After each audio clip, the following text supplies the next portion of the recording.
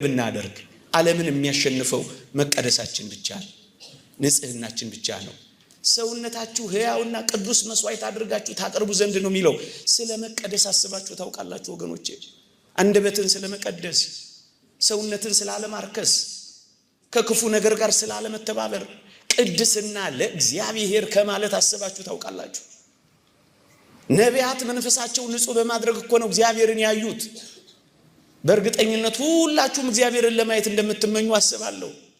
የእግዚአብሔር ቃል እንዲህ ይላል፣ ትቀደሱም ዘንድ ፈልጉ፣ ያለ እርሱ ጌታ ሊያይ የሚችል የለም ይላል። እግዚአብሔርን ማየት ከወደድን መቀደስ አለብን ወገኖቼ። ለዚህ ነው በመቀደስ የጀመረው።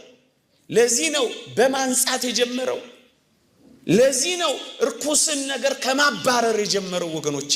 በቀን ስንት ጊዜ ትቀደሳላችሁ ወገኖቼ?